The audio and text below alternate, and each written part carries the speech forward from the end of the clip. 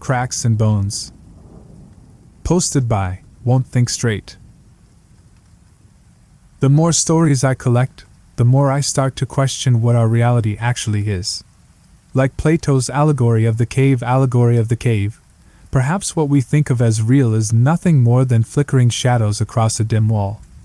Our minds try their best to piece together these echoes of reality with our limited senses, but the great world of truth lies beyond our reach and comprehension. But there are some of us who can, and do perceive reality very differently to rest of us. After reading my last two stories, my friend Steve spoke of one of these people, his ex-girlfriend Christine. They had met at university where they attended the same psychology course. From the first time he saw her, he knew that she was special. She had an otherworldly quality to her, mixed with a strange intensity that he saw in few others. She was exceptionally bright, almost inhumanly so, and it took several weeks of relentless courting before she relented to finally start dating him. It was months into their relationship that Steve was able to piece together why Christine was like no other person he had known. Christine was an individual with a rare form of synesthesia, which gave her a very unique perspective on the world. She processed stimuli in a very different way. Her brain mixed up her senses so she could hear colors, smell sounds, or even taste numbers. She was a genius at mathematics because she could intuitively feel the right answers. They would taste right to her. She had this ability for as long as she could remember. Growing up, she had assumed everyone could do it too. It was not until third grade, when she asked her teacher why the school bell always smelled like oranges, did she discover she was different. Her classmates would laugh at her and call her a freak. So she would avoid talking about her abilities, and kept it secret throughout high school. Her synesthesia only got stronger as she got older. By the time high school ended, she had already decided to devote herself to the study of the human mind so she could learn more about herself. Steve was the first person since primary school that she had trusted enough to tell.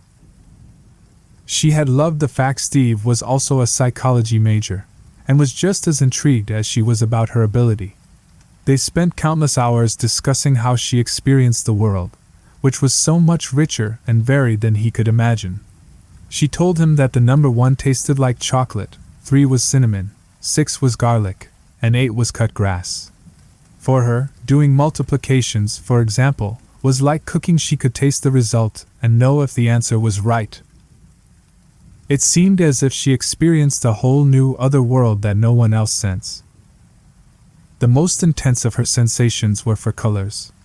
Each color had a unique voice and personality that spoke to her, especially when she touched it. Red was an old woman, kind and gentle, like a grandmother. Blue was angry and impatient, constantly rushing her. Green was stern and strict, whilst yellow was proud and arrogant. Black was pure silence, the absence of all sound. Her favorite was white, seductive and passionate. She loved wearing white. There was one color she truly feared, though, dark gray. Even just a shade above black, and she would start to hear whispers rising from the silence. A few shades lighter, and the voices would get louder. Evil voices, whispering in her ear, delighting in telling her how her skin would be flayed strip by strip from her conscious body, how her flesh would be devoured and torn from her bones while she was awake, how her eyeballs would be scooped from her skull so she could see 1,000 pointed teeth tearing at her face. Needless to say, she hated night time and the dark.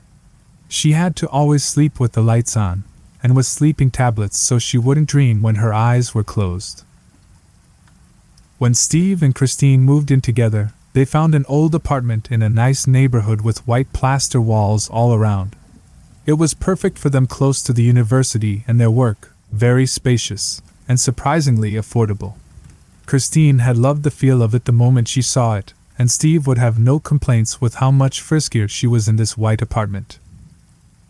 Steve was careful to avoid any gray in the house. Each room was a different color to match its purpose. Their study desk was green and their kitchen was red. Their bedroom in particular was furnished in white, from the painted wardrobe to the white bed linen and the white carpet. Steve even took care with the lighting to avoid any shadows casting gray spots in the room. In their first week there, both had failed to attend any classes due to their extensive love-making sessions. It was after one of these particularly passionate sessions, while Steve lay asleep on the bed, that Christine noticed a faint crack in the opposite wall. Against the stark white plaster, the thin gray lines seemed to whisper imperceptibly to her from across the room. While it annoyed her, she decided to deal with it tomorrow, as they had a lot of catching up with classes to do. She took her sleeping pills and drifted off to a dreamless slumber. For the next day, she had completely forgotten about the crack, until she was in bed again staring at it.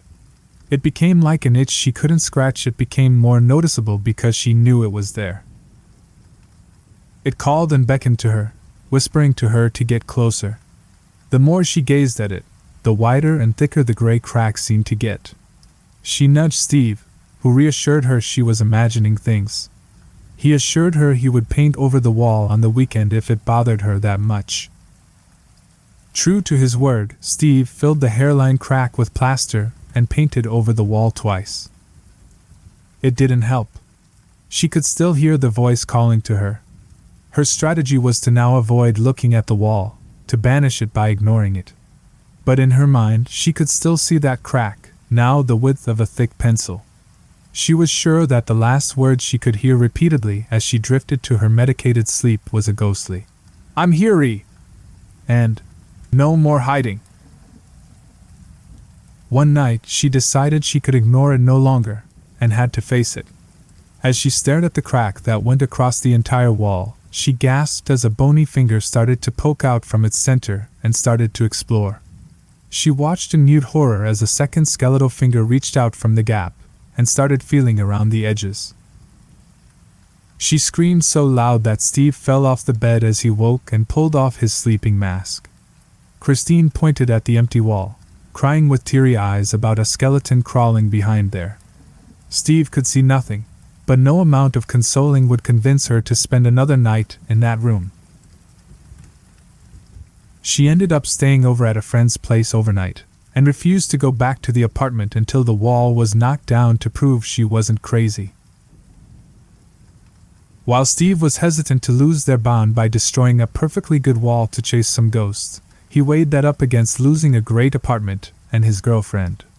With great reluctance, he laid down some plastic on the floor and smashed a crowbar against the wall as Christine watched. Where there used to be a covered-up hairline crack, there was now a gaping hole that Steve started tearing at with his hands. With a quarter of the wall ripped, both Steve and Christine were stunned to find a crouching human skeleton, stuffed against the cavities and covered in cobwebs. They called the police to report their gruesome discovery. After extensive questioning, they were cleared of being suspects, as the body had been there long before Steve and Christine were even born. In the decades past, the building had shady tenants and a very different neighborhood. A known crime hotspot, it was a slum area that had been slowly gentrified over the past few years, its history plastered and painted over until it was respectable. The skeleton was traced back to a missing persons case back from 1973. Reported as missing by her mother, the victim was a young prostitute with a petty criminal record. A profile the police back then devoted precious few resources or sympathy to follow up. The police thought it was likely she was raped, murdered and walled up by one of the previous occupants, a notorious gang member who himself was killed in 1982 in a fight over money. The skeletal remains were eventually given a proper burial next to her long-deceased mother, a long overdue reunion. Luckily for Steve, the apartment owner was also understanding enough to pay for the repairs to the wall given the circumstances. However, try as they might, the rest of their life couldn't return to normal for the couple. The ordeal gave Christine constant nightmares about skeletons breaking through the wall, despite the sleeping pills, nor would the voices stop tormenting her. She eventually had to turn to harder narcotics to find any release to escape from her reality. The pressures of completing a degree and caring for Christine's drug abuse put an unbearable strain on their relationship, and they broke off soon after. It was mentally too difficult for either of them to cope. Since then, Steve has been in and out of several relationships over the years. A few days ago, he decided to track down Christine again to get more details for this story. He ended up speaking with her parents. Christine continued to struggle with drug addiction for several years after their breakup. Chronically short of money, she was constantly on the move from place to place. Her last known location was a rundown motel, where she had skipped rent and left all her meager belongings behind. Her parents had tried to track her down, and even enlisted the help of a private investigator. Christine was eventually found a few months ago. The motel she had stayed at was being demolished to make way for new apartments. In her former room, behind a wall with a crack running across it, her skeletal remains were found, trapped between the dark gray concrete.